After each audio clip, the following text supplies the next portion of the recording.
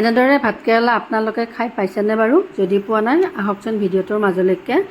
প্ৰথমে মই ভাতকেৰেলা ডাঙৰ ডাঙৰকৈ বাছি লৈ এয়া বাকলি এৰিয়াই দুফাল দুফালকৈ কাটি এয়া পানীত ধুই ল'লোঁ। এইখিনি মই এতিয়া মাজৰ যিখিনি গুটি আছে পুৰত সেইখিনি মই উলিয়াই ৰাখিম। এয়া উলিয়াই ৰাখিলোঁ। এইখিনি ভাজি বা তৰকাৰীটো খাব পাৰি। এনেদৰে মই উঠাই ৰাখি এইখিনি লৈ ল'লোঁ। এতিয়া পেন এখন বহাই দিলোঁ। এতিয়া মই অকণমান পানী দি হাফ বইল কৰি ল'ম আৰু লগতে মই উঠাই ৰাখিম, পানীখিনি যাবলৈ দিব লাগিব। এতিয়া বেচন একাপ ল'লোঁ, আধা চামুচ নিমখ, আধা চামুচ হালধি দি অকণমান পানী দি এইখিনি গুলি ল'লোঁ। আধা ঘণ্টাৰ কাৰণে ৰেষ্ট দিলোঁ। প্ৰথমে মই মুৰ্গী মাংস অকণমান লৈছিলোঁ, সেইখিনি সৰু সৰুকৈ কাটি এইখিনি আদা, নহৰু, জলকীয়া, জিৰা গুড়ি আটাইখিনি ৰেডি কৰি ল'লোঁ। প্ৰথমে মই পিঁয়াজ, নহৰুখিনি ভাজি ল'ম।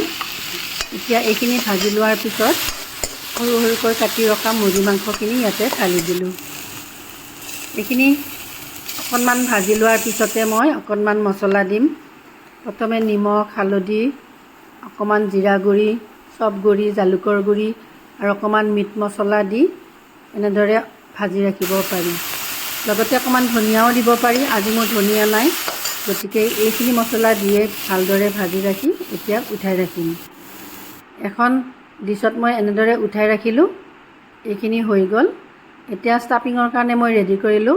এচামুচ এচামুচ দি এনেদৰে মই আটাইকেইটাৰে কৰি ল'ম। এইখিনি আটাইখিনি কৰি লোৱা হৈয়ে গ'ল। এতিয়া আহকচোন মই গুলি লোৱা বেচনখিনি যে সেইখিনিত মই এটা এটাকৈ এনেদৰে দি ল'লোঁ। চামুচেৰে অকণমান অকণমান দি ল'ম আৰু মই হাতেৰে ধুনীয়াকৈ কেৰাহীত বহাই দিম। মিঠাতেল দিছিলোঁ অকণমান, গৰমো হৈছে। এনেদৰে মই কম কমকৈ ভাজি ৰাখিম আটাইখিনিয়ে।